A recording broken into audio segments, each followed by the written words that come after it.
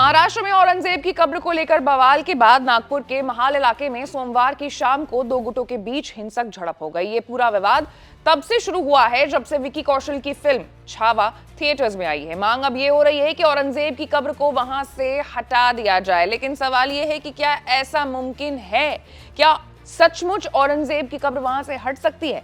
किसके पास ये पावर है? आज इन ऐसे तमाम मुद्दों पर हम चर्चा करेंगे। सबसे पहले मामले में क्या अपडेट है वो जान लेते हैं। तो दरअसल मुगल शासक औरंगजेब की कब्र को लेकर के विवाद अब पहले से ज्यादा गहरा गया है। शाम होते होते नागपुर में तनाव बढ़ गया। उपद्रवियों ने पुलिस पर पत्थरबाजी की, गाड़ियों में आग लगा दी। सीएम देवेंद्र फडणवीस ने शांति की अपील की है और कहा है कि प्रशासन के संपर्क में मैं हूं। दिन में हिंदूवादी संगठनों ने औरंगजेब की कब्र को हटाने को लेकर के प्रदर्शन किया था। शाम में नागपुर में दो गुटों में टकराव के बाद तनाव की स्थिति हो गई है।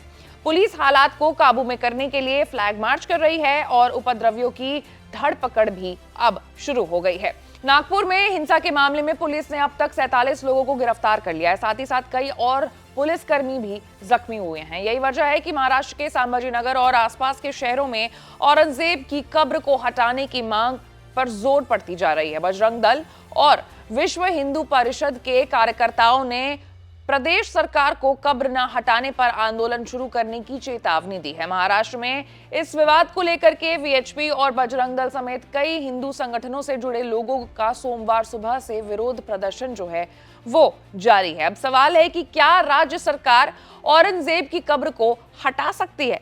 क्या ये मामला इतना आसान है? औरंगजेब की कब्र को हटाने का पावर किसके पास है और इसमें कानूनी पेच क्या है?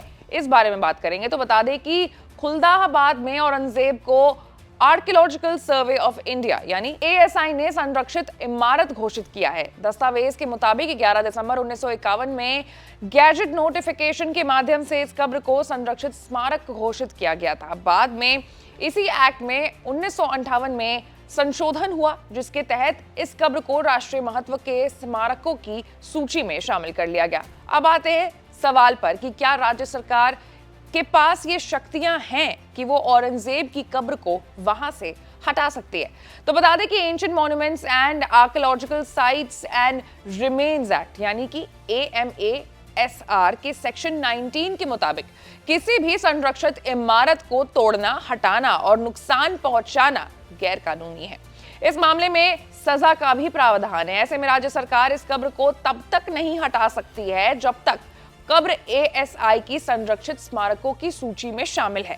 औरंगजेब की कब्र को हटाने के लिए महाराष्ट्र सरकार को ASI या फिर संस्कृति मंत्रालय को इसे संरक्षित सूची से हटाने का प्रस्ताव देना होगा। इस प्रपोजल पर संस्कृति मंत्रालय निर्णय ले सकता है और इसे संरक्षित स्मारकों की सूची से हटा सकता है। एक बार ऐसा होने के बाद इस इमारत को हटाया जा सकता है। हालांकि औरंगजेब की कब्र 1973 से महाराष्ट्र वक्फ बोर्ड के वक्फ संपत्ति में भी घोषित है। ASI की सूची से हटने के बाद इस कब्र का पूरा अधिकार वक्फ के पास आ जाएगा। ऐसे में सरकार को यह साबित करना होगा कि यह संपत्ति वक्फ की नहीं है और इसके बाद ही इस इमारत को हटाया जा सकता है। तो कुल मिलाकर के इसमें दो जो पेच हैं वो फंस रहे हैं। अगर ये दोनों पेच क्लियर हो जाते हैं तब जाकर के औरंगजेब की कब्र को वहां से हटाया जा सकता है। और अभी ताजा मामला वक्फ संशोधन बिल को भी लेकर के चल रहा है, तो ये पेज जो है कहीं ना कहीं फंस भी सकता है। इसमें आगे अभी कुछ भी नहीं कहा जा सकता है, लेकिन इस पूरे मामले में, झड़प के मामले में, औरंगजेब की कब्र को हटाने के मामले में जो भी कुछ अपडेट आएगा वो आप तक जरूर पहुंचेगा। लेकिन उसके लिए आपको हमारे चैनल को लाइक, सब्सक्राइब और शेयर करना होगा। मैं थी आपके साथ आशीष सिंह आनंद।